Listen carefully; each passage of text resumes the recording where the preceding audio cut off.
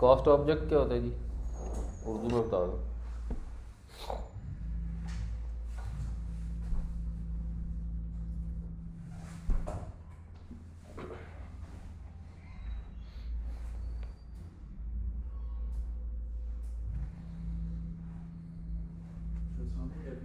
हम बता दें ना, उर्दू में बता दें बस इसको,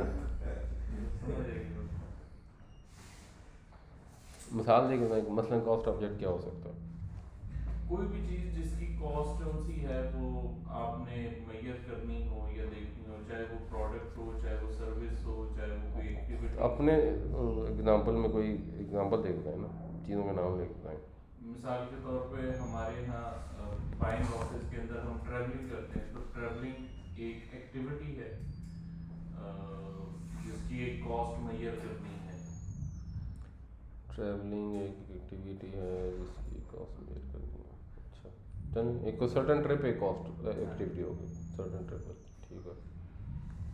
और जिस तरीके से अगर कोई क्वालिटी की इंस्पेक्शन है तो इंस्पेक्शन एक सर्विस है जिसकी कॉस्ट। तो इंस्पेक्शन एक सर्विस हम देख सकते हैं भाई, हमारी फाइनल ऑडिट की कॉस्ट ये आ रही है हमारी इसमें, ठीक है। और कोई इसके अलावा वॉशिंग, वॉशिंग का प्रोसेस, वॉशिंग प्रोसेस का क्या मतलब है। ओवरऑल डिपार्टमेंट की कॉस्ट। एक तो वॉशिंग डिपार्टमेंट की कॉस्ट हो सकती है, वो तो एक चीज़ होगी। और वॉशिंग प्रोसेस की जब हम कॉस्ट लेंगे तो फिर वो जॉब की बेस पे होगी। वो वेरिएबल है। हाँ, नहीं, बट एक जॉब की सर्टेन वॉशिंग कॉस्ट हो सकती है ना, मेजर कर सकते हैं। जैसे हम कोई वर्क ऑर्डर देते हैं तो वर्क ऑर्डर एक वो बन जाएगा, वो एक जॉब हो गई, वो जॉब की कॉस्ट हो गई। अच्छा, कॉस्ट असाइनमेंट में क्या होता है, दो चीज़ें बताई हुई हैं यहाँ पर। Tracing and allocating of formatted cost. इसमें क्या फ़र्क है।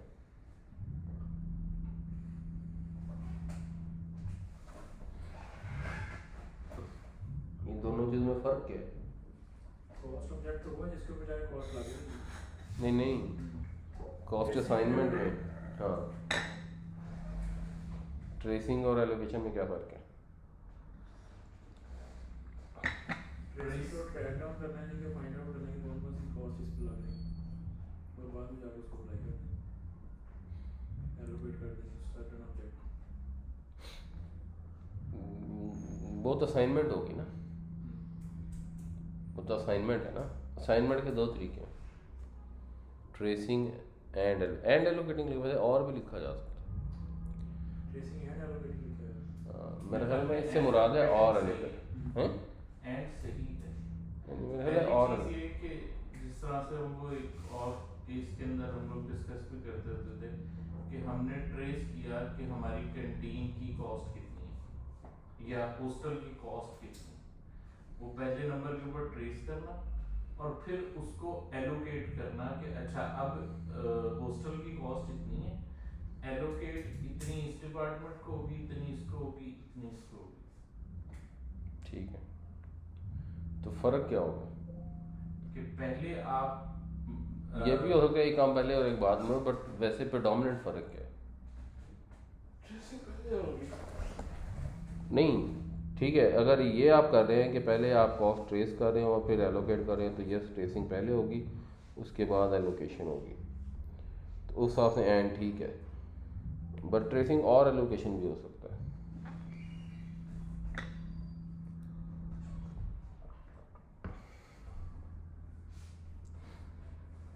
There are certain costs that can be traced and there are certain costs that cannot be traced. सही है।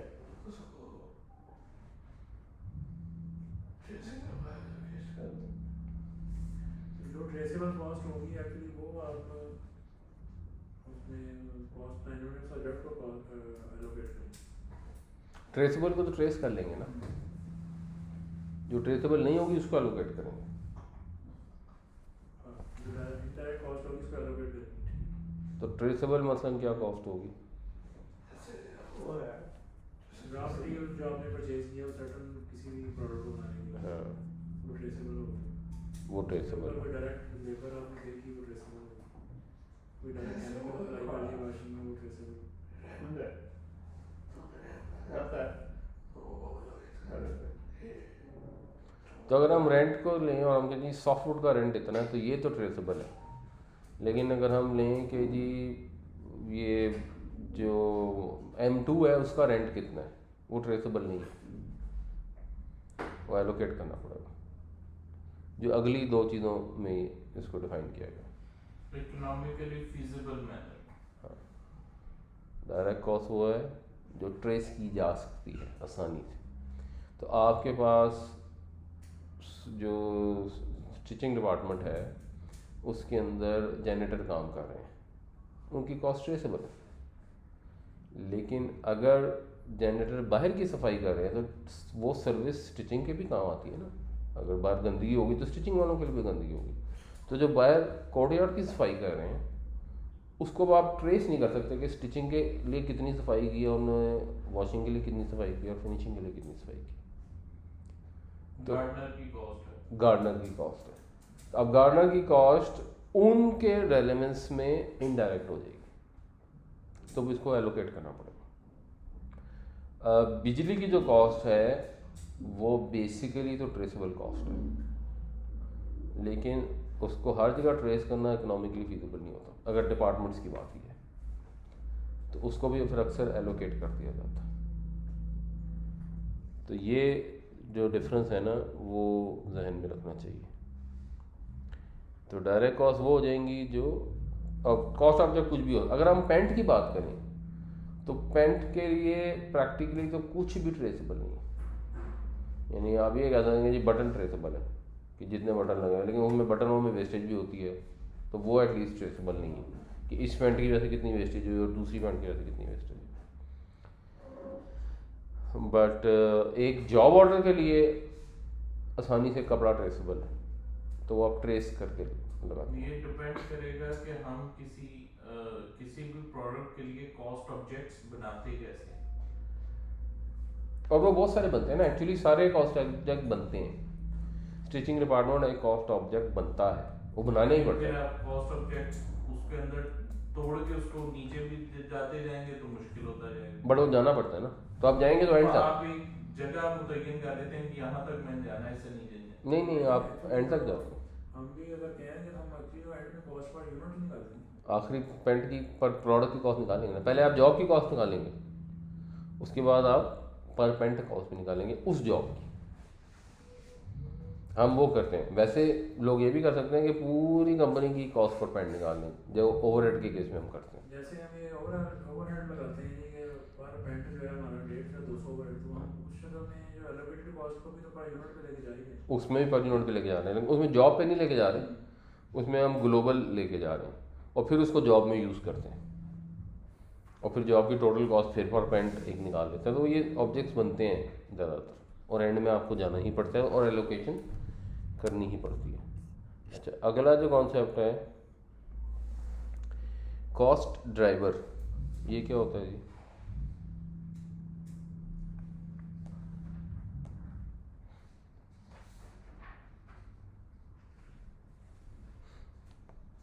कोई भी ऐसी चीज़ जो कॉस्ट टोटल कॉस्ट को जो वेरी करती है, टोटल कॉस्ट को जो वेरी करते हैं।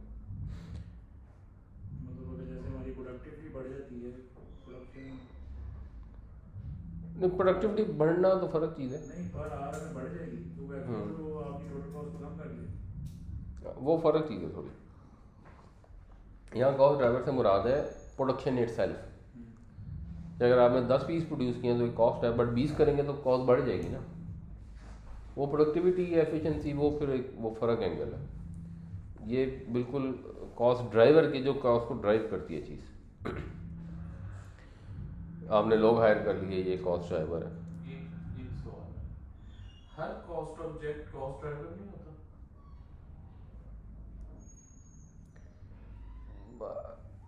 एक्चुअली कॉस्ट ड्राइवर ना एक्टिविटी को कहते हैं। हर कॉस्ट ऑब्जेक्ट कैसे कॉस्ट ड्राइवर होता है? उसका तो जो सर्टेन कॉस्ट लगनी वो तो नहीं लगेगी। टोटल कॉस्ट को वेरी कर रहे हैं ना। जितने ज़्यादा बनाएंगे उतनी कॉस्ट बढ़ जाएगी। क्वांटिटी ऑफ कॉस्ट ऑब्जेक्ट शायद हो सकता है कॉस्ट ड्राइवर बन जाए। नहीं देखें, स्टिचिंग डिपार्टमेंट एक कॉस्ट ऑब्जेक्ट। कॉस्ट ऑब्जेक्ट है क्या चीज़? इलेक्ट्रिसिटी। इलेक्ट्रिसिटी तो कॉस्ट है ना, ऑब्जेक्ट तो वो होगा ना जिसके ऊपर हम उसको असाइन करेंगे। वो कॉस्ट ऑब्जेक्ट वो पेंट भी हो सकती है, वो डिपार्टमेंट भी हो सकता है, वो कुछ सर्विस भी हो सकती है। तो अब स्टिचिंग एक कॉस्ट ऑब्जेक्ट है। अब क्या स्टिचिंग एक कॉस्ट ड्राइवर भी है? वो ग्लोबल सेंस में ड्राइवर है कि आप 2 स्टिचिंग डिपार्टमेंट लगा लेंगे तो और कॉस्ट बढ़ जाएगी, उस सेंस में है वो लॉन्ग टर्म में कॉस्ट ड्राइवर भी बन जाएगा। बट शॉर्ट रन में तो आप वही कॉस्ट देखते हैं कि जो आप एक्टिविटी या काम ज़्यादा करते हैं तो वो कॉस्ट ड्राइवर बन जाता है, जिससे कॉस्ट बढ़ती है। मतलब ये प्रोडक्शन के अलावा कुछ और मिसालें दें कॉस्ट ड्राइवर्स की। ये इंस्पेक्शन जो है, जैसे हम केमिकल टेस्टिंग कराते हैं किसी ऑर्डर की, टेस्टिंग भी कॉस्ट ड्राइवर है। ज़्यादा टेस्टिंग करेंगे ज़्यादा कॉस्ट आएगी, ज़्यादा इंस्पेक्शन ही करेंगे ज़्यादा कॉस्ट आएगी, ज़्यादा ट्रेवल करेंगे ज़्यादा कॉस्ट आएगी। इंस्पेक्शन एक एक्टिविटी है ना, अब उसमें डिफरेंट कॉस्ट इन्वॉल्व हैं, उसमें ट्रैवलिंग भी है, बंदे की सैलरी भी है, एट्सेट्रा एट्सेट्रा। DHL हो गया। अब मगर वो ये कहते हैं कि एक ऐसी कॉस्ट होती है कि आप कॉस्ट ड्राइवर को चेंज कर दें तो कॉस्ट में फिर भी चेंज नहीं आती, फिक्स कॉस्ट। वो फिक्स कॉस्ट होती है। ट्रूली स्पीकिंग क्या कोई ऐसी कॉस्ट है क्या कॉस्ट ड्राइवर को चेंज कर लें शॉर्ट रन में? लॉन्ग रन में तो all cost are variable cost, एक तो ये कॉन्सेप्ट है। लॉन्ग रन में कोई कॉस्ट फिक्स कॉस्ट नहीं होती। बट शॉर्ट रन में भी अगर हम देखें तो इलेक्ट्रिसिटी को हम फिक्स कॉस्ट लेते हैं लेकिन वो फिक्स होती नहीं है। वो तो जब कॉस्ट ड्राइवर चेंज होगा इलेक्ट्रिसिटी का कंजम्पशन भी बढ़ा देंगे, अगर ज़्यादा यूनिट प्रोड्यूस करेंगे तो ज़्यादा बिजली ज़्यादा यूज़ नहीं, लेकिन हम इलेक्ट्रिसिटी को फिक्स कॉस्ट में देते हैं ना, बिकॉज वो यूँ डायरेक्ट रिलेशनशिप वो वेरिएबल भी नहीं है। इलेक्ट्रिसिटी ऐसे भी नहीं है कि वेरिएबल कॉस्ट हो और ऐसे भी नहीं है कि फिक्स कॉस्ट हो, सेमी वेरिएबल। तो फिर हम सेमी वेरिएबल को आसानी के लिए फिक्स में ले लेते हैं क्योंकि उसके अलावा प्रैक्टिकली वर्किंग करनी बड़ी मुश्किल होती है। मेंटेनेंस है, जो स्टोर्स एंड स्पेयर्स हैं, स्टोर्स और स्पेयर्स को भी हम जनरली एक फिक्स कॉस्ट ले लेते हैं, वरना वो होता है जितनी ज़्यादा प्रोडक्शन करेंगे उतना ज़्यादा होगा। गाड़ियों में जो मेंटेनेंस है उसको हम फिक्स नहीं लेते, उसको हम वेरिएबल ही लेते हैं, उसको पर किलोमीटर से रिलेट कर लेते हैं, हालांकि वो ट्रूली वेरिएबल नहीं होती। अब गाड़ी बिल्कुल खड़ी कर देंगे फिर भी उसकी मेंटेनेंस तो करनी पड़ेगी। तो इस एंगल को भी ध्यान में रखना चाहिए। अच्छा, ये यूनिट कॉस्ट तो चलिए आसान ही है, वर्किंग प्रोसेस भी आसान ही है, फिनिश्ड गुड्स भी आसान ही है। ये कॉस्ट ऑफ गुड्स सोल्ड 2 तरह की बताई गई हैं, ये क्या है?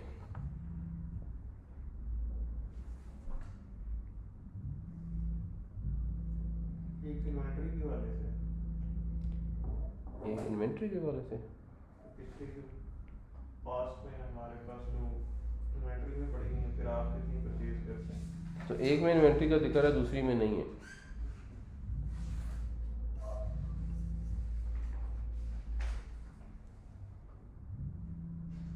ये कहना चाहते हैं, 2 बयान किए ना आप, कह रहे हैं एक में इन्वेंट्री का जिक्र है एक में नहीं है, इन्वेंटरी का तो दोनों ही है। तो फिर एक इन्वेंट्री के वाले से कैसे? एक जो कॉस्ट ऑफ गुड्स हो रहा है मुझे डायरेक्ट मटेरियल के ऊपर ही निकली हुई, मतलब जो आपने मर्चेंडाइज परचेज की और जो आपके पास ओपनिंग इन्वेंटरी थी उस मर्चेंडाइज की और जो आपके पास एंड में बच गई उनका डिफरेंस आ गया उसमें सीरियस। तो ये किस बिजनेस में होती है? करियाने स्टोर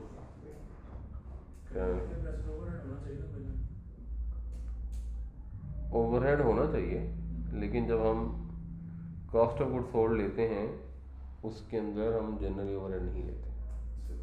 डेट भी हो सकती है ऊपर वाली और नीचे वाली जो है वो आपकी हो सकती है मैन्युफैक्चरिंग।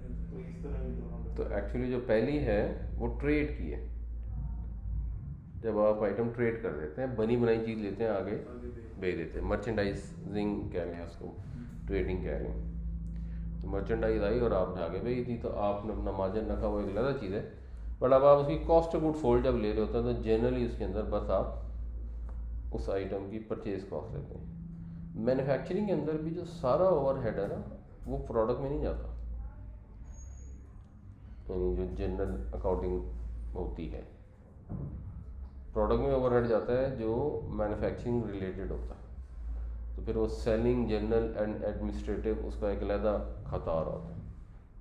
प्रॉफिट एंड लॉस में भी आप देखेंगे तो SG&A नीचे अलहदा तैयार होता है, जिसमें उसकी मार्केटिंग है। हालांकि मार्केटिंग उन्हीं प्रोडक्ट्स के लिए की जाती है, तो वो उसका वास्ट पार्ट होना चाहिए, लेकिन उसको फिर उसका पार्ट नहीं लिया जाता। इसी तरह मर्चेंडाइजिंग में जब आप ट्रेडिंग करते हैं तो आपका जो भी दुकान का ओवरहेड ये वो फलां उसको नहीं लेते, बस कॉस्ट ऑफ गुड्स सोल्ड उसको कहते हैं, फिर बाकी एक्सपेंसेस अलहदा से मेंशन करते हैं। इसकी क्या वजह है?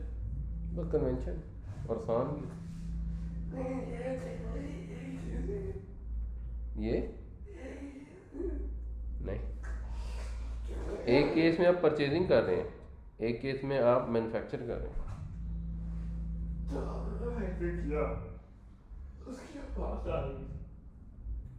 जब आपने क्या किया, ठीक है,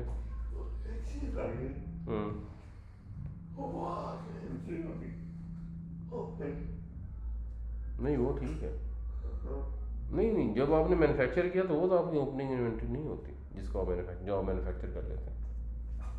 जो मैन्युफैक्चर करते हैं वो तो ये वाला पोर्शन है। सेकंड, ओपनिंग इन्वेंट्री तो वो होती है जो पिछले में मैन्युफैक्चर किया था, उसकी जो ओपनिंग इन्वेंट्री थी माइनस जो उसमें से सेल आउट हो गया, वो तो बचे हुए को कहते हैं ओपनिंग इन्वेंट्री। हमारी ओपनिंग इन्वेंट्री वो थोड़ी होती है जो हमने इस महीने मैन्युफैक्चर किया या पिछले महीने मैन्युफैक्चर किया।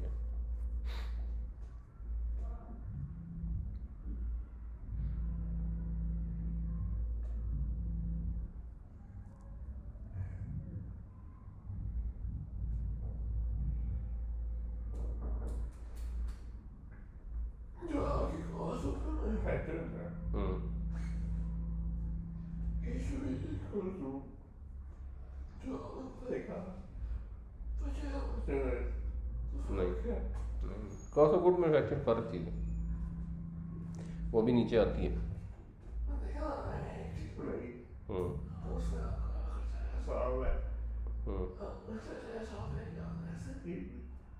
ठीक है, बट आपका बिजनेस बनाने का है या खरीदने का है? खरीदते तो हम भी हैं ना, हम, लेकिन हम कपड़ा खरीदते हैं, हम गारमेंट से नहीं खरीदते। क्या होनी चाहिए?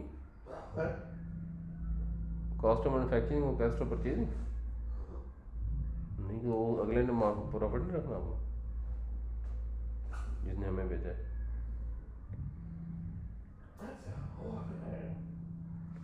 तो ये दो डिफरेंट बिजनेसेस है ना। जो बिजनेस है ट्रेडिंग का वो तो सिंपल है, उसमें बस कॉस्ट ऑफ गुड सोल्ड निकलेगी। अच्छा, अब ये कॉस्ट ऑफ गुड सोल्ड किस तरह निकली हुई है, कोई एग्जांपल देखते हैं, ऐसे को नंबर लेके बताएं।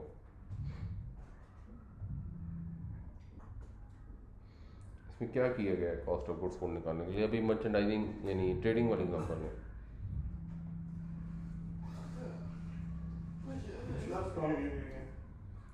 पिछला स्टॉक, पिछली जो इन्वेंट्री है वो ली गई है, उसको एज बिगिनिंग के तौर पे।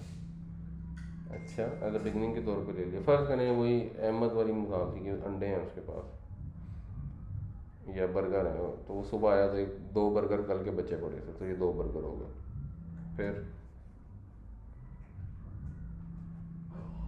फिर उसने आज कितने परचेज नहीं है, परचेज मर्चेंडाइज में ले रहे हैं तो उसने 10। अच्छा, वो चलो बर्गर परचेज करके भेजा, ठीक है, तो उसने परचेज कर लिए ये 2 बर्गर ने, वो 10 रुपये का बर्गर ले रहा था पहले ना, तो उसने 2 बर्गर लिए 10 रुपये के, तो उसकी 20 रुपये हो गई ओपनिंग इन्वेंट्री। अगले दिन 10 बर्गर परचेज किए उसने, अगले दिन 10 किए, लेकिन रेट बढ़ गया था 20 रुपये 11 रुपये का, 110। 110 रुपये। तो टोटल उसके पास जो मर्चेंडाइज आ गई है हो गई है वो 110 में 20 रुपये की होगी, बेचे उसने 8। टोटल जो है वो 130 की है, 8 बेच दी। 8 बेच दी, तो 8 का रेट क्या है? बेचे उसने 20 रुपये के। उन्होंने बर्गर की कीमत 20 रुपये रखी है अपनी दुकान में बेचने की। अब 160 के बिक गए। 160 के बिक गए।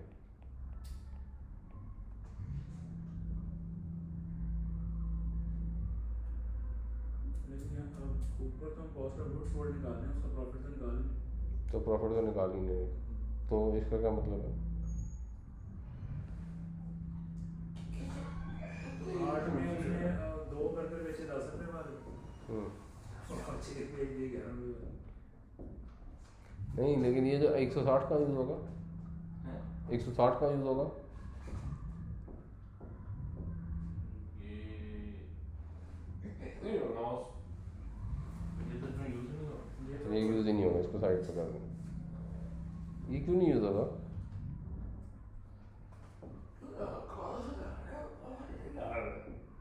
इसलिए कि कॉस्ट नहीं है, सेल है। अच्छा, अब ये कैसे पता लगा कि उसने 2 ये वाले बेचे और वो अंदाजा नहीं लगा।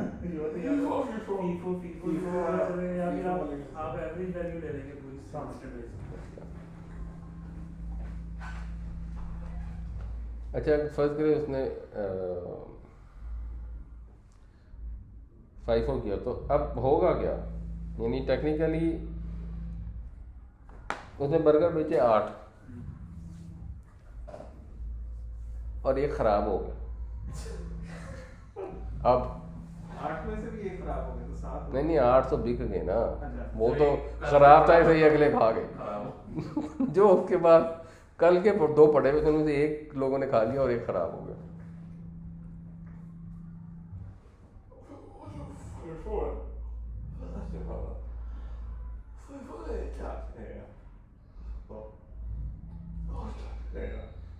यानी जो पुरानी कन्वेंशनल अकाउंटिंग होती है ना, उसमें आपको ये नहीं पता लगता था कि कितने बिके हैं, जब आप कॉस्ट ऑफ गुड्स सोल्ड को फोकस कर रहे हैं। मतलब कैश आ रहा होता था, कैश जा रहा होता, कैश में रिकॉर्ड हो रहा होता, क्वांटिटी का इतना स्ट्रॉन्ग रिकॉर्ड नहीं होता था। जब सेल हो रही होती थी ना तो खातों में लिख रहे होते थे, क्वांटिटी नहीं लिखते थे, पर्ची काट के दे दी, बट अकाउंट्स के अंदर सिर्फ रुपया लिखते थे। पैसों का हिसाब था। अकाउंट्स में क्वांटिटी नहीं आती थी, रुपया ही आता था। नहीं तो फिर आप वैल्यू लिख रहे होंगे कि जी आपके पास ओपनिंग जो है वो 20 रुपए का माल है। ओपनिंग तो 20 रुपये का माल है, हाँ, ठीक है, आपने 110 का और परचेज कर और परचेज कर लिया, अब आपके पास टोटल माल जो था वो 130 रुपए का हो गया। और आपने जो जब बेच भी दिया तो उसमें भी तो पैसे ही लिखे हैं, वो तो 160 रुपये, 160 रुपए हैं, तो फिर COGS कितने की? हाँ, ये हम कर चुके हैं पहले डिस्कस। फिर वो जब दिन ख़त्म हो जाता था तो जो बचा हुआ माल था तो उसको गिनती करते थे, तो गिनती करके उनको पता लगा कि हमारे पास 3 बर्गर बचे हुए हैं। 4 बचे हैं, एक ज़ाया और 3 बचे हैं। 3 बचे हैं। ठीक। तो अब वो जो ज़ाया है ना वो सिस्टम में नहीं आता, बस 3 बचे हैं। तो अब 3 जो बचे हुए हैं इसको वैल्यू लगानी है। अब वो आपकी टोटल कॉस्ट आएगी 120 रुपए। बट आप पहले फैसला करेंगे वैल्यू किस बेसिस पे लगानी है। नए वाले की बेस पे 11 आप तो अपनी टोटल कॉस्ट के हिसाब से लगा देंगे कि कितना कॉस्ट तो बिकने वालों में चली गई, वो माइनस के जो बच गई उनको वो 2 या 3 पे डिवाइड कर। एक्चुअली जो बिकने वालों में चली गई वो नहीं ना पता होती, वही तो कैलकुलेट करनी है, उसी का नाम तो कॉस्ट ऑफ गुड्स सोल्ड है। जो बच गए हैं उसको आप एस्टिमेट करते हैं। तो अब आपने पॉलिसी बनानी है पहले तो कि यहाँ पॉलिसी कौन सी होनी चाहिए, मोस्ट सूटेबल पॉलिसी क्या है इस पर्टिकुलर केस में। परचेज की जो लेटेस्ट वैल्यू वो लगा, यानी फर्स्ट इन फर्स्ट आउट। नहीं दूसरी वाली, जैसे हमने 11 रुपये पहले हमने 10 रुपये में लिया था, अब हम 11 रुपये में ले रहे हैं, तो आप लेटेस्ट 3 के ऊपर 11 रुपये 11 भी लगा। इस पॉलिसी का नाम क्या होता है? एक लास्ट इन फर्स्ट आउट होती है, एक फर्स्ट इन फर्स्ट आउट होती है और एक एवरेज होती है। तो ये लास्ट इन फर्स्ट आउट हो जाएगी, क्योंकि फर्स्ट इन फर्स्ट आउट वाली तो निकल गई ना पहले। फर्स्ट इन फर्स्ट आउट है, ये फर्स्ट इन फर्स्ट आउट। ये फर्स्ट इन फर्स्ट आउट है ना, क्योंकि आप लेटेस्ट को प्राइस किया। जो फर्स्ट इन हुए वो फर्स्ट आउट हो गए, तो जो लास्ट इन हुए थे वो अभी पड़े में। सही। तो इसमें शायद यही सूटेबल है, क्योंकि पिछले दिन के तो ख़राब हो जाते हैं, तो वो ज़्यादा देर रह नहीं सकते। तो अब आपका 3 बर्गर पड़े हुए हैं 33 रुपये के, तो आपकी कॉस्ट ऑफ गुड्स सोल्ड होगी 20 रुपये जमा 110 रुपये नफ़ी 33 रुपये, बराबर कितने हो गए जी? 97 रुपये। आपकी कॉस्ट ऑफ गुड्स सोल्ड है 97 रुपये। अब आप ऐसे देखना चाहोगे 2 बर्गर 10 वाले बिके और 6 बर्गर जो हैं वो 11 वाले बिके और 1 बर्गर 11 वाला ख़राब हो गया, उसको भी कॉस्ट ऑफ गुड्स सोल्ड में डालेंगे अनलेस के फिर आपने उसको कोई अलग अकाउंट मेंटेन किया हो। इस वजह से पिलफरेज वगैरह का भी पता नहीं लगता था कितनी। और हम भी कॉस्ट ऑफ गुड्स सोल्ड ऐसे ही लेते हैं, हमारी जो प्रोसेस में वेस्टेज होती है उसको हम कॉस्ट में ही डालते हैं, हमने कोई अलग वेस्टेज नहीं काउंट करते। ये हमारी सेल है, ये हमारी कॉस्ट ऑफ गुड्स सोल्ड है, कॉस्ट ऑफ गुड्स सोल्ड में सारी वेस्टेज शामिल होती है। जो भी इस ऑर्डर के लिए चीज़ आती है बस वो कॉस्ट होती है। जिस तरह से रिजेक्शन वगैरह हो रही है जो रिजेक्शन होगी गारमेंट्स की, तो उसको भी हम ले रहे हैं।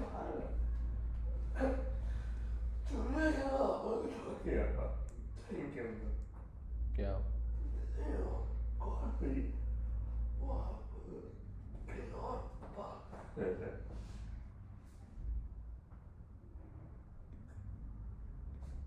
कहीं और पार कर रहे थे पता नहीं, बट अभी तो चुनिया वाला केस हुआ ही नहीं ना, क्योंकि वहाँ तो मैन्युफैक्चरिंग हो रही थी, ये तो ट्रेडिंग वाली काम की हमने। तो अब जब मैन्युफैक्चरिंग होगी उसमें क्या होगा? वैसे ये मतलब एग्जांपल तो समझ आ गई, इसलिए कि इसके अंदर हमने कहा कि 2 बर्गर थे। फर्ज करें एक मंडी में आड़ती है जिसके पास हजारों बोरियां चावलों की आती हैं जाती हैं। इस सिस्टम में वो कैसे मैनेज कर रहा था? वो महीने में फिर एक दफ़ा करता है, एंड में स्टॉक टेकिंग करता है, ओपनिंग और करता है। रोजाना की जो वो कीमत देते थे फिर वो कैसे देते? मिसाल के तौर पर मेरे पास एक ग्राहक है, मैं खरीदी हुई है तो मैंने उसको कीमत देनी है, तो मैं कैसे देता था? बस एक नहीं, उसको पता होता है ना कि मेरी आखिरी परचेज कितने पैसों की हुई है। बस आखिरी परचेज के ऊपर कीमत देते रहते। नहीं, वो तो दिन के हिसाब से दे रहा होगा।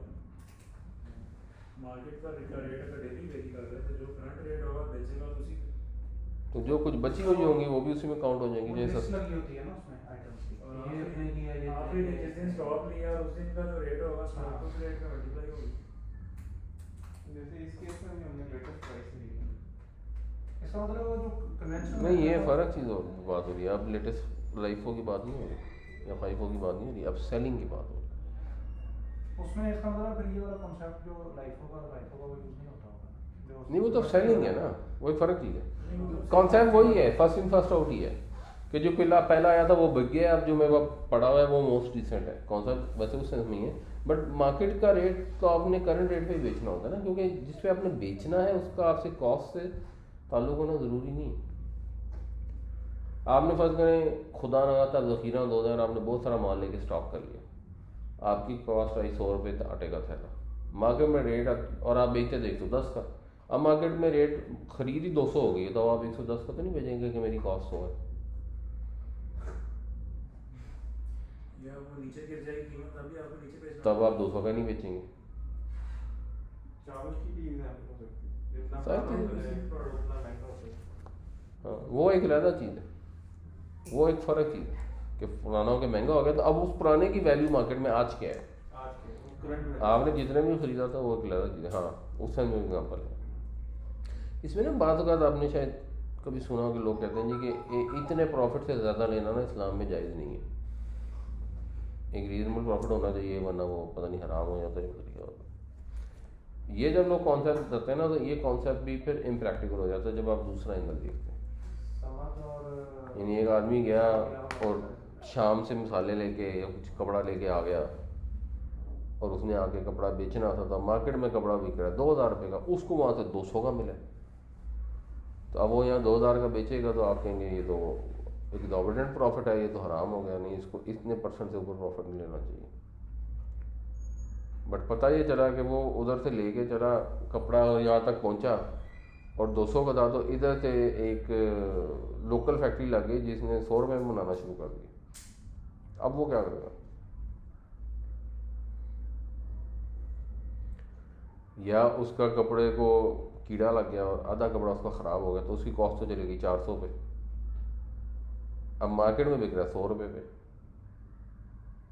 अब फिर मार्केट को भी चाहिए कि उसके साथ जाती ना करे, उसकी 400 कॉस्ट होगी तो फिर उससे 440 पे खरीदे ताकि उसको एक 10% फेयर प्रॉफिट तो दे। मार्केट तो नहीं करेगा। तो इसका मतलब है ये बहुत सारे हम लोग कॉन्सेप्ट जो है ना वो नेकी में बनाते तो हैं बट वो प्रैक्टिकल नहीं होते। नहीं ये कॉन्सेप्ट क्या किसी हुक्म में अपने आप पे बना हुआ है या उम्मा की राय है। ये बस राय है लोग। जो आपकी ईटेबल्स हैं जैसे खाने पीने की चीज़ें हैं, ये अगर आप उनको होल्ड करके प्रॉपर्टी पे मानना चाहिए तो वो शायद वो तो फ़र्क ही है ना, वो तो होर्डिंग तो नाजायज़ है ना, वो तो दीनी लिहाज से भी नाजायज़ है और दुनिया की कोई हुकूमत उसको कानूनी लिहाज से लिमिट ये नहीं जा सकता क्योंकि मार्केट तो हर रोज चेंज हो रही है। वही ना। लेकिन जनरली लोग ये कहते हैं कि जी एक हाथ से ज़्यादा प्रॉफिट लेना मेरी लोगों का कॉन्सेप्ट है। अगर आप जनरली पूछे खास तौर से वो लोग जो बिजनेसमैन नहीं है जो खरीदने वाले हैं वो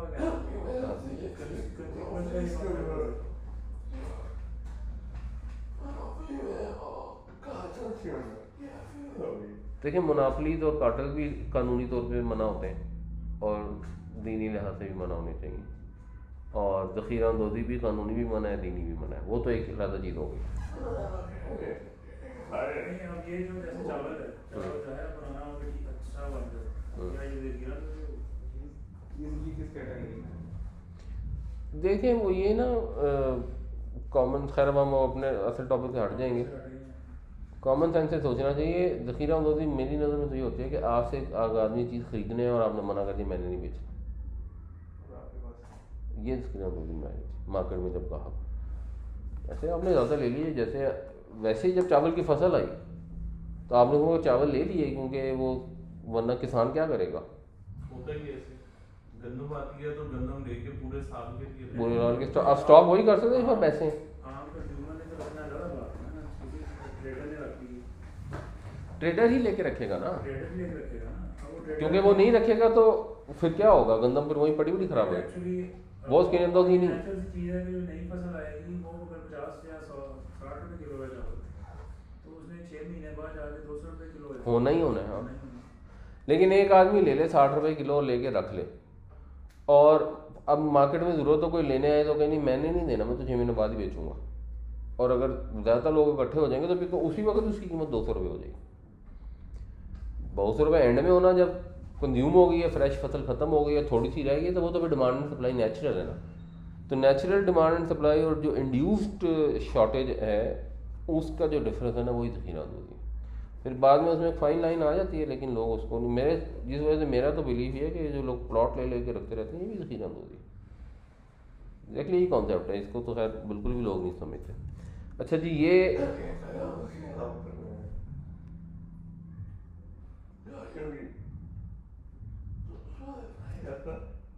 गाड़ियों में नहीं, गाड़ियों में तो जो होता है वो तो वैसे ही वो तो इलीगल ही है, जो आप बुकिंग करा लेते हैं और फिर हाँ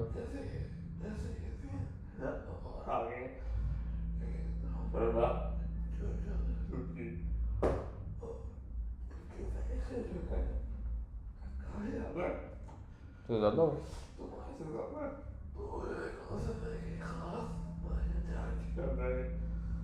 मैं वही कह रहा हूँ कॉन्सेप्ट मेरे हिसाब से तो दुरुस्त नहीं है। अगर कंपटीशन आ जाता तो उनको लॉस भी होता है, और वैसे अगर आप इनकी बुक्स उठा के देखें तो इनके मार्जिन ज़्यादा है नहीं। पर गाड़ी जो है ना हज़ारों में होता, मार्जिन लाखों में नहीं होता। आप टोटल प्रोडक्शन को टोटल इनके प्रॉफिट से डिवाइड कर दें तो वह लाखों में वैल्यू नहीं आती, हज़ारों में आती। तो अगर 50 लाख की गाड़ी के ऊपर फर्ज करें किसी को 40,000 रुपये मार्जिन है भी तो कोई ज़्यादा मार्जिन तो नहीं है। इससे तो कई गुना ज़्यादा होना है। अच्छा जी, ये कॉस्ट ऑफ गुड्स सोल्ड की भी एक एग्जांपल मैन्युफैक्चरिंग के केस में ली गई है। ये एग्जांपल तो समझ आ गया आप लोगों को, अगर आप लोगों ने पढ़ी है तो।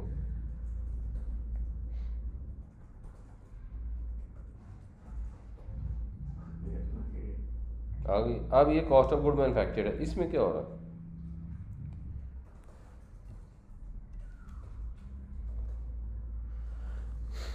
ये कोई तरह एक्सप्लेन कर दें कि इसमें हुआ क्या।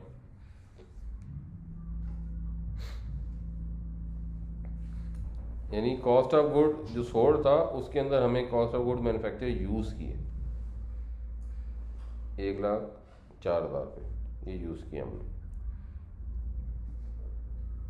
ये अब 1,04,000 आया कैसे है, इसको ज़रा कोई भी एक्सप्लेन कर दे कि यहाँ हो क्या है।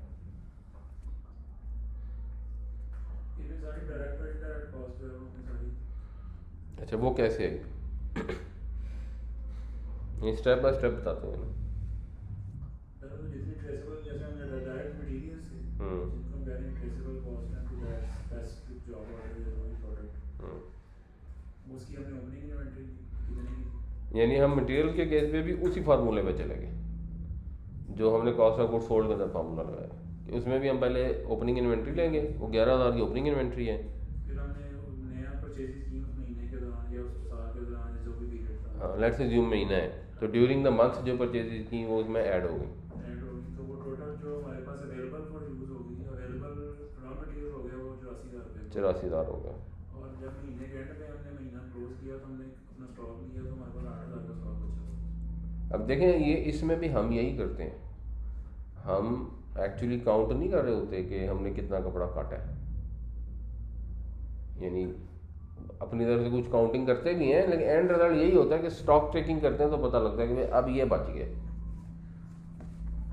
अपनी वरना हमारे पास इंफॉर्मेशन वो होती है जो कंजम्पशन हमने पहले एज्यूम की होती है, तो consumption multiply by number of pieces हमारे पास आ जाती है। एग्जैक्ट कपड़ा कितना कटा है और कितना बचा है, 20 मीटर बच गया या नहीं बचा है, वो कागजों में उसमें कोई रिकॉर्ड नहीं हो रहा होता। जो होना चाहिए सेंटेंस के जरिए तो होना चाहिए अगर सेंटेंस है तो, बट अक्सर नहीं होता। मिसाल तो सादी है, लेकिन जिस तरह से अब हमारा यूनिट है, हमारे पास जो कपड़ा बचा हुआ है वो 3 वर्क ऑर्डर्स का कपड़ा बचा हुआ है। एक कपड़ा 600 रुपये मीटर है, एक कपड़ा 400 रुपये मीटर है, तो कैसे वो नहीं वो कपड़ा तो अलग आइडेंटिफाई होता है ना, वो कपड़ा लहदा आइडेंटिफाई होता होगा ना कि ये वो तो आइडेंटिफाई हुआ है हमारे यहाँ तो होता है वो स्टॉक टेकिंग में वो तो आएगा ना, तो जब हम एक कॉस्ट ऑब्जेक्ट के लिए रनिंग कर रहे हैं तो उसके अंदर तो आइडेंटिफाई होगा। उसके अंदर तो आएगा। जैसे वो अगर ट्रेडिंग भी है तो उसने अगर 7 आइटम ट्रेड किए हैं तो उन 7 को लहदा इन्वेंट्री तो वो देखता है ना, उसको तो कमाई नहीं कर देता। अच्छा जी, तो उसने हम एंड में हमने देखा तो 8,000 रुपये का मटेरियल बच गया। मटेरियल बच गया, तो हमने जो यूज़ किया है वो हमने 84,000 माइनस 8,000 की 76,000 का मटेरियल यूज़ कर इसमें को भी आप देखें ये जो लिखने की कन्वेंशन है ना, वो जो फिर नेट रिजल्ट आ रहे हैं ना वो अगले कॉलम में आ रहे हैं, तो उससे रीडेबिलिटी बहुत बेहतर हो जाती है।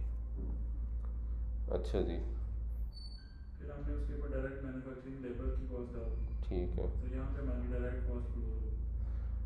ठीक है। उसके बाद हमें इनडायरेक्ट पे आ जाएगी जो कि ट्रेसेबल नहीं थी, हमने एलोकेशंस की।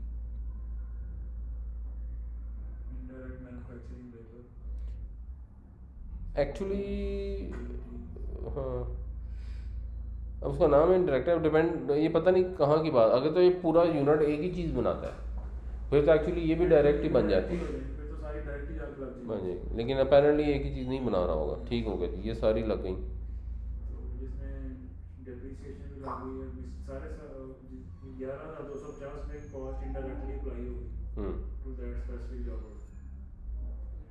टोटल कॉस्ट हमारे पास बन गई है 76,000 जमा 17,550 जमा 11,500। ठीक हो गया जी। और उसके बाद क्या हुआ? उसके बाद हमने लिखा है add beginning work in process inventory. ये क्यों लिखा? जो हमने डायरेक्ट मटेरियल लिया था वो तो प्रोसेस के अंदर इंडक्ट नहीं हुआ था, अपनी उसी हालत में मौजूद था कि हम इसको काउंट कर रहे हैं। अब ये वो इन्वेंटरी है जो कि प्रोसेस के अंदर चली गई है और ऐसा हमारे लिए आइडेंटिफाई किसी स्पेशल मर्चेंडाइज की केस करना मुश्किल परचेज की केस। ये तो नहीं कि पहले मौजूद थी, यानी ये तो नहीं पहले प्रोसेस में मौजूद थी ना, प्रोसेस में थी ये। ठीक है, ये प्रोसेस में मौजूद थी, तो इसका मतलब है कि जब हम महीना क्लोज करेंगे उसको भी कोई प्रोसेस में मौजूद होगी। वो नीचे में साफ करके लिखा हुआ है ending working process. Ending work, तो नेट में वैल्यू होगी 1,04,000। ठीक है, ये सबको समझ लगी, इसमें कोई मुश्किल चीज़ तो नहीं है। क्यों भाई साहब, आपको तो 20 साल पहले की समझ आई हुई है। नहीं 20 तो नहीं, कितना साल? 12-13 ये वैसे तो वाजिब आपको ये पढ़ाना चाहिए। 13 साल पहले। नहीं 15 साल पहले, हाँ, तकरीबन 15 13-14 साल पहले। अच्छा जी, अगले पे आ जाएं। अगला में बहुत सादा कॉन्सेप्ट आप रोज़ इस्तेमाल करते हैं, आप लोगों को वैसे पता ही है, इसलिए इसको भी चलो हूँ पढ़ लो। क्योंकि अभी हैं 15 मिनट जो खिंच के आधे घंटे में चले जाएंगे, तो इसमें ये कवर हो जाएगा। इसमें ये 4 चीज़ें लिखी हुई, इनका मतलब आता है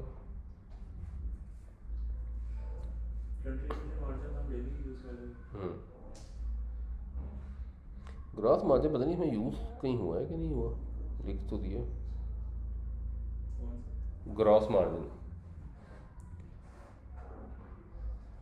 ग्रॉस मार्जिन पता है किसको क्या होता है? आमतौर पे सेल्स माइनस COGS को ग्रॉस मार्जिन कहते हैं, या ग्रॉस प्रॉफिट, तो एटलीस्ट उसी को कहते हैं। फिर जब उसमें से और बाकी सारे खर्चे निकाल देते हैं तो वो नेट प्रॉफिट हो जाता है, एंडिंग वैल्यू होती है। तो ग्रॉस प्रॉफिट देखने से एक आसानी होती है। Although cost of good sold variable cost नहीं होती इन अ मैन्युफैक्चरिंग कंसर्न, ये ध्यान में रखना चाहिए। तो gross profit is not sale minus variable cost.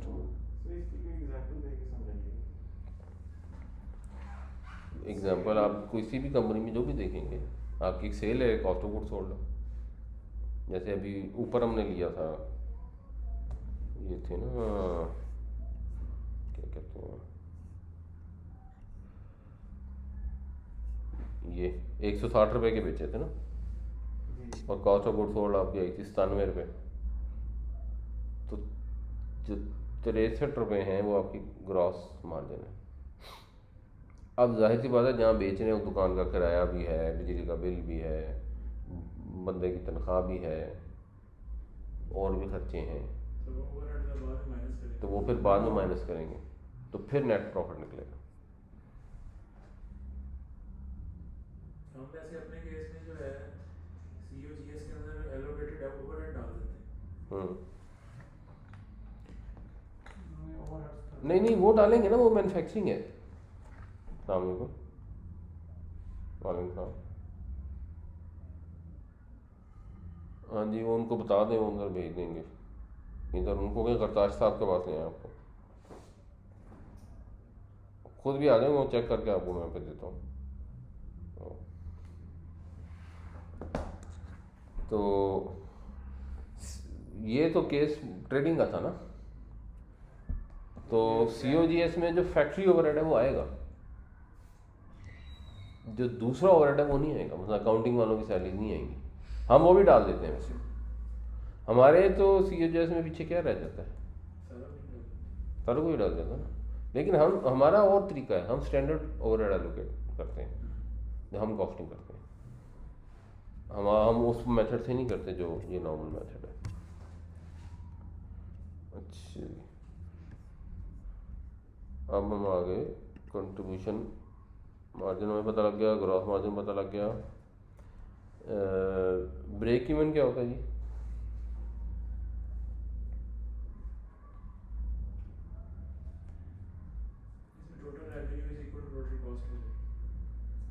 जहाँ पे total revenue is equal to total cost, वो ब्रेक इवन हो जाता है। लॉस हुआ ना प्रॉफिट हुआ, तो कैलकुलेट कैसे करते हैं?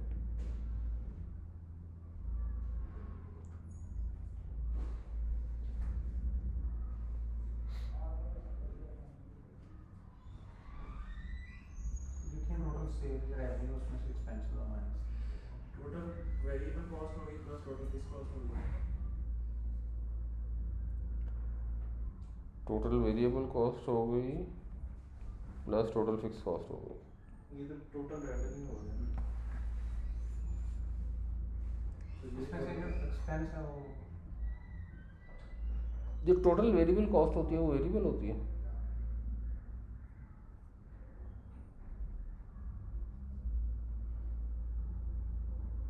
ये भी एक कॉन्सेप्ट बताएं। मटेरियल की कॉस्ट वेरिएबल ही रहेगी। जो टोटल वेरिएबल कॉस्ट होती है वो वेरिएबल होती है या नहीं होती है? और जो यूनिट वेरिएबल कॉस्ट है वो वेरिएबल होती है या नहीं होती?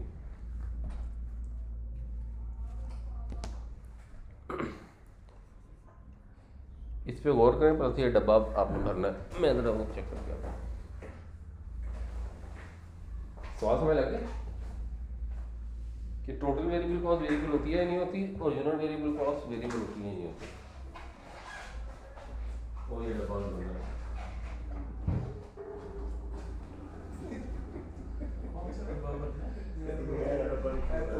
टेबल में समझना वो साहब ना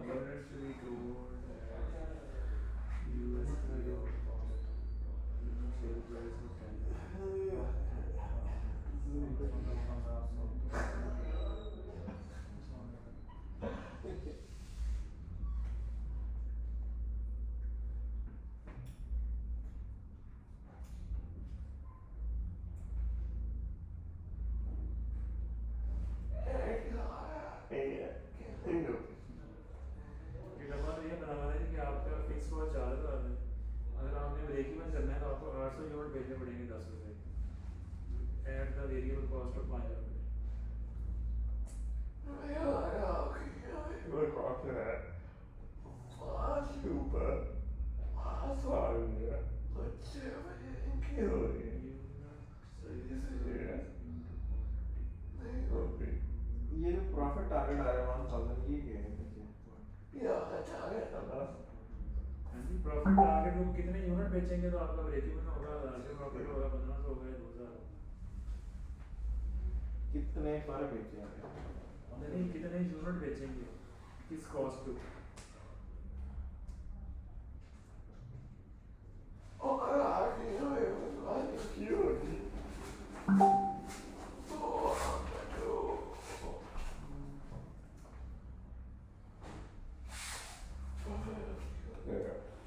हाँ जी, क्या पता लगा वाजिद साहब डिफाइन करेंगे। जी भाई साहब।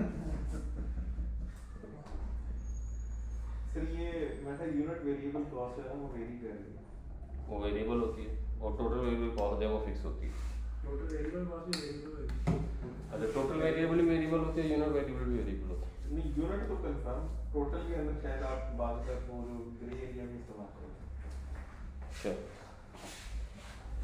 तो किसी और की कोई और राय है?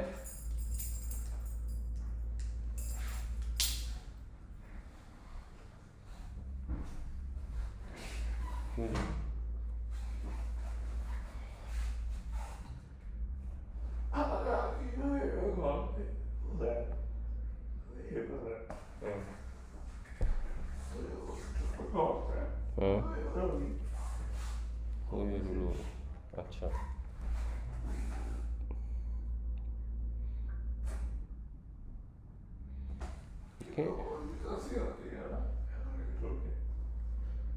वो किधर से आती है?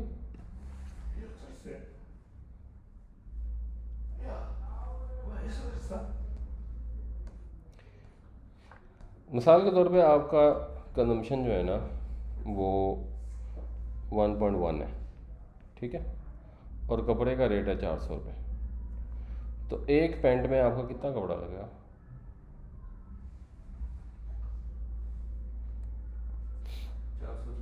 440, ठीक है। अब आपने सोचा कि या हम 5000 पैंटें बनाएंगे या शायद 10,000 बना लें, ये अभी आप सोच रहे हैं, तो इनमें टोटल कितना कपड़ा लगेगा और इनमें टोटल कितना कपड़ा लगेगा?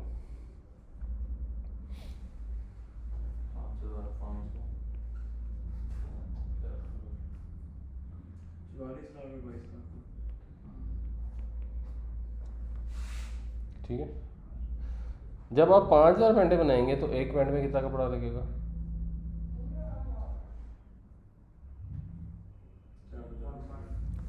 440। और जब आप 10,000 पैंटें बनाएंगे तो एक पैंट में कितना कपड़ा लगेगा? तो फिर ये वेरिएबल है फिक्स है।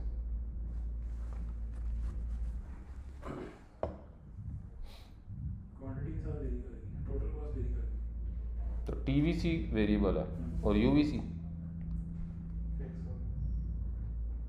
तो यूवीसी वेरिएबल नहीं होती।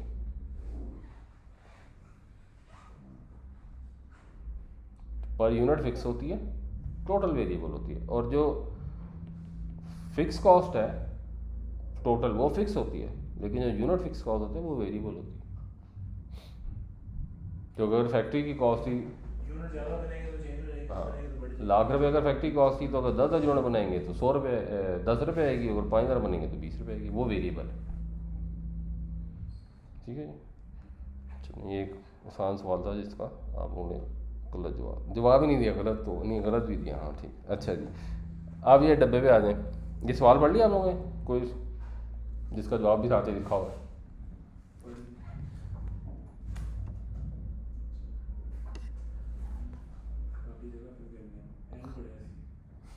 नहीं, ऊपर वाला सवाल नहीं पढ़ा सवाल तो फिर फिल कैसे करेंगे पढ़े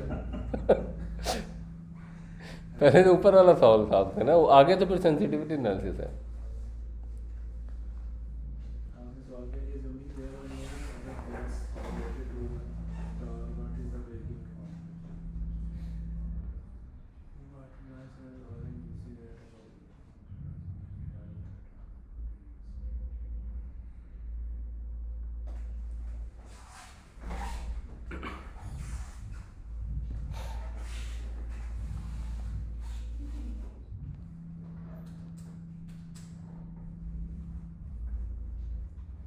तो कैसे निकलेगा जी?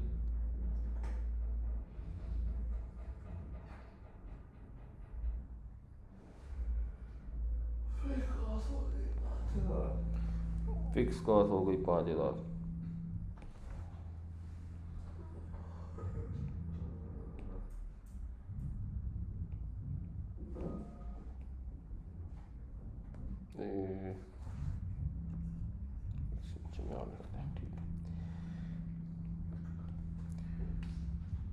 इसको बढ़ा देते हैं।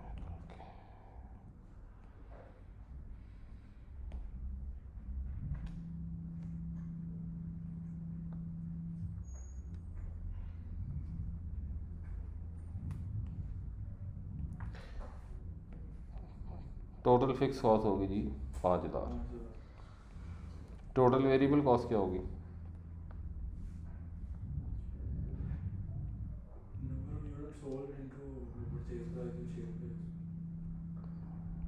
Six Q.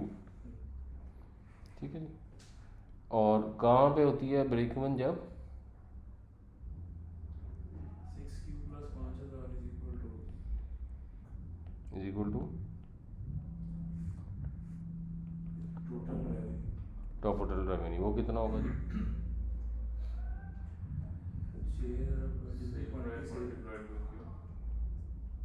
है सेल प्राइस वो क्या है?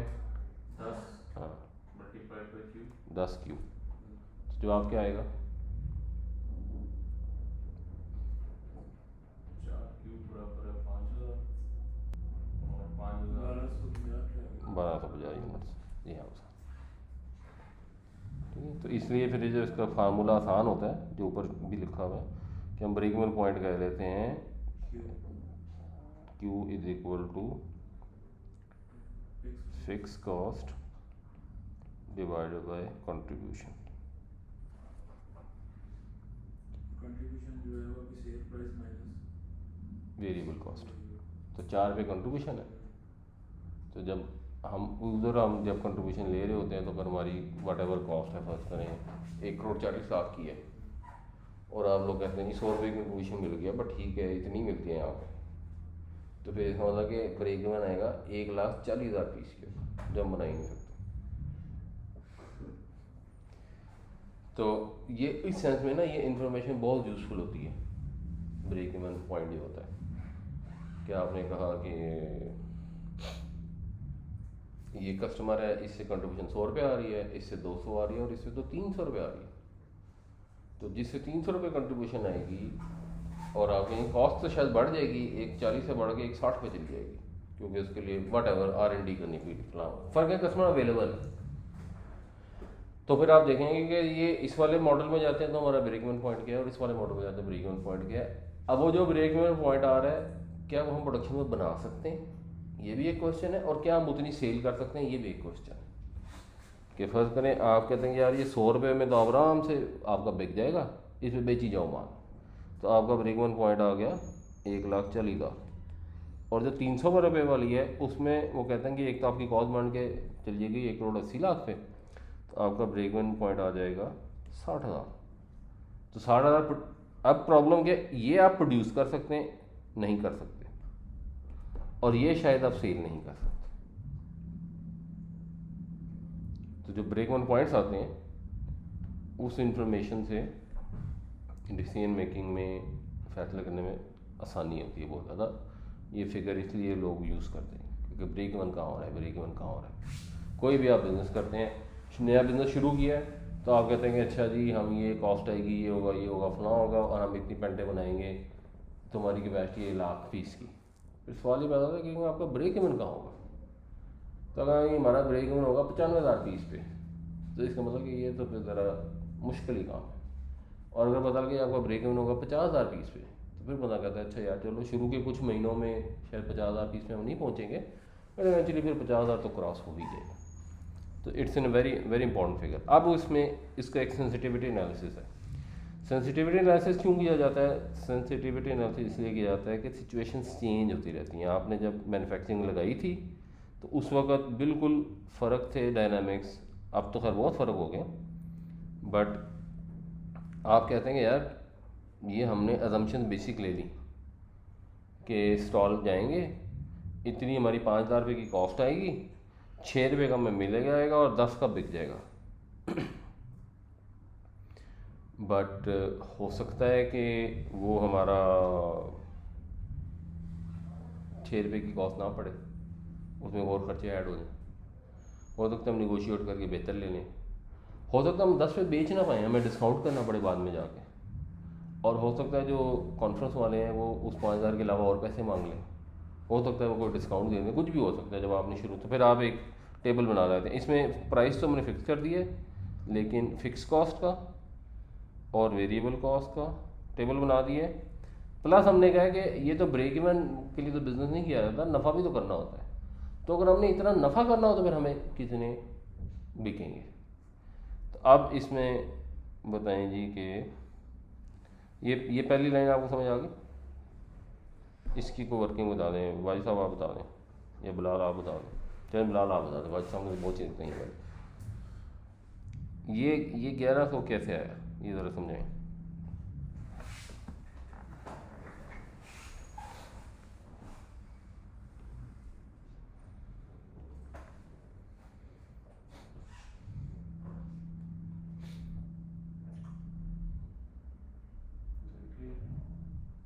फिर आप ही को बताना पड़ेगा।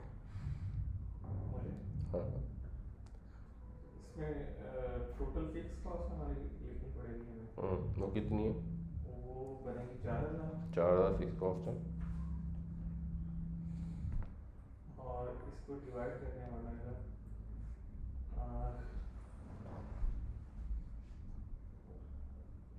तो ब्रेक इवन निकला है, सेल्स माइनस वो कंट्रीब्यूशन निकालना पड़ेगा। कंट्रीब्यूशन क्या है इसमें?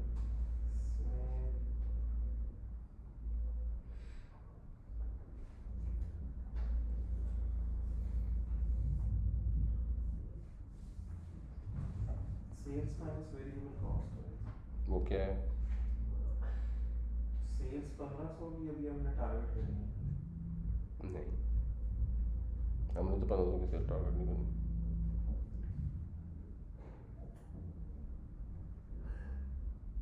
चलिए इसको 1500 जो है ये अभी नीचे लेते हैं।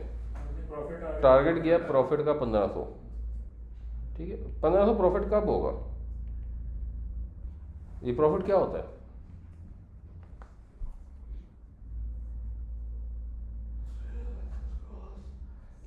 Cell minus cost, total sales minus total cost. Total cost की क्या दो हिस्से होते हैं? Total fix cost plus total variable cost, ठीक है। तो टोटल सेल्स क्या होगी? 10 रुपये का अगर बिक रहा है, 10 into quantity minus total fix cost क्या है? नीचे कर देना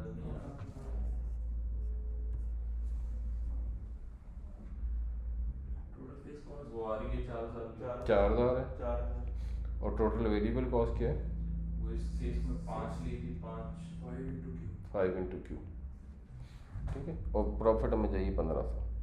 इसका नतीजा क्या निकलेगा? सॉल्व करेंगे तो क्या जवाब आएगा?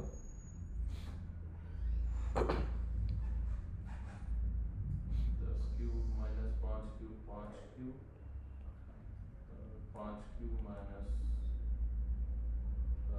15 500 5 जमा 4000 जमा हो जाएगा उस तरह जमा। 800 हाँ 5500।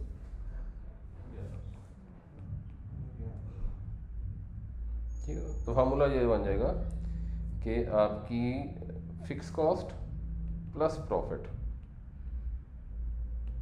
डिवाइडेड बाय कंट्रीब्यूशन, ये क्वांटिटी आ जाएगी। तो ये 1100। अब जल्दी जल्दी जो है ना वो डब्बे बना दें, सॉरी।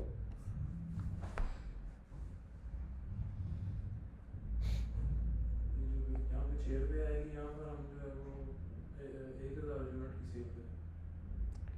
6 में तनवीर साहब कह रहे हैं 1000 यूनिट की सेल की, कोई इनसे इत्तेफाक करता है? क्यों बिलाल साहब इत्तेफाक करते हैं?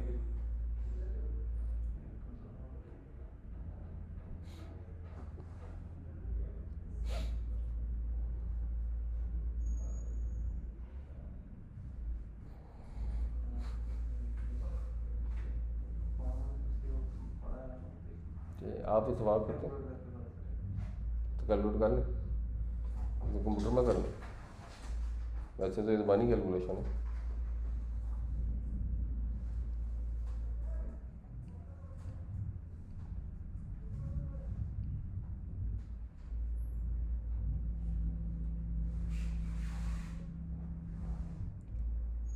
इतनी देर में अगला डब्बा आप बता दें या आप बता दें? अगला डब्बा जो है ब्रेक इवन के ऊपर जो है 5000 फिक्स कॉस्ट। नहीं, अब अगला ये वाला बताना ना, और इनको पहले बता दें, बारी बारी ऐसे करते हैं।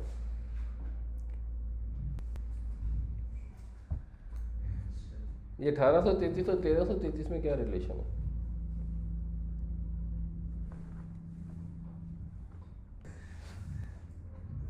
आप अभी 10 रुपए हमारी जो हम थी ना सेल प्राइस की ना, ये जो टेबल है, पहले इस टेबल को अंडरस्टैंड मेरे ख्याल में वाजिद ने तो सही नहीं किया। आपने किया मतलब हाँ जी, वाजिद साहब जो कह रहे हैं समझ लगी आपको?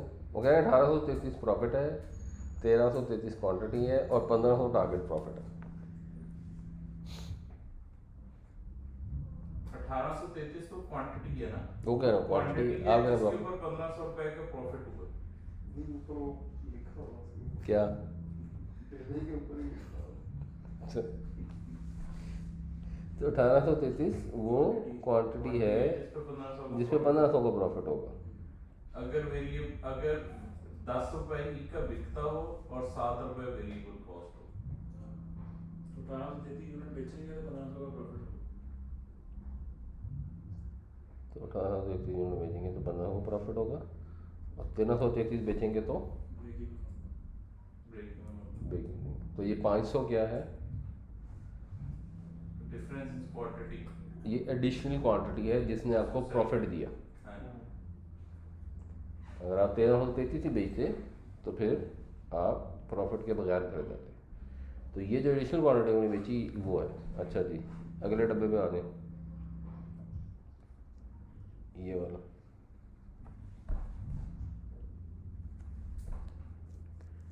इसमें क्या आएगा? 1000। तो मेरा मैंने इसमें 1000 आएगा। और को रंग क्यों नहीं? किसी और को लगता है कि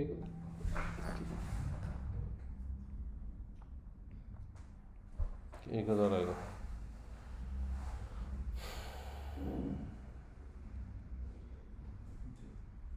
आपको भी लगता है 1000 ही आएगा। 1000 है? आपको भी लग रहा इतना सबका है। है? आपको लग रहा है कुछ या नहीं लग रहा? मेरा मतलब ये फील अभी नहीं। अच्छा चलो 1000 ही आएगा, ठीक होगा जी। इस डब्बे में क्या आएगा?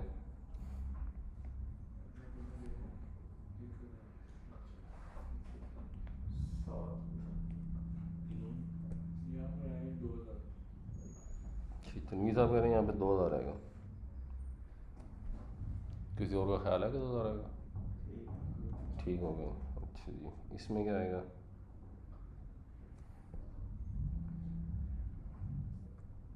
सोना।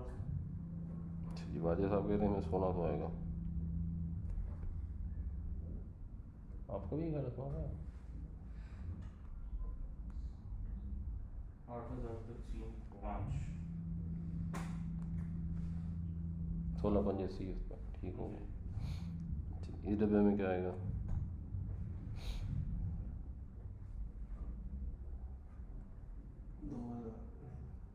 2,000 तो आगे लिखा हुआ।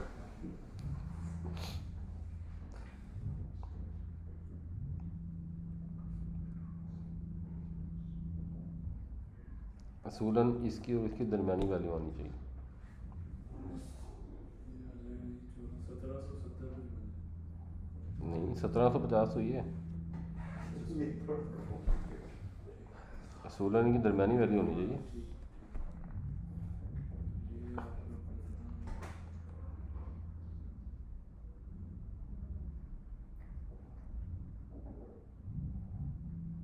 $1,870 1875 75 की तो गल है। 4 भी तकसीम करें ना, 55 हो 4 तकसीम तो 100 तो वैसे ही 25 हो जाना ना। नीचे 55 को अच्छा जी। इस डब्बे में आखिरी डब्बा बच गया, बता दीजिए। 2250 होना नहीं चाहिए। 2333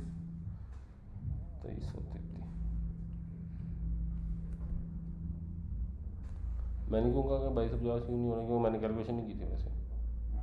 मैंने इसलिए कहा क्योंकि ये मिडल वैल्यू होनी चाहिए थी बिकॉज, तो इन दो की मिडल वैल्यू बनती है 2500।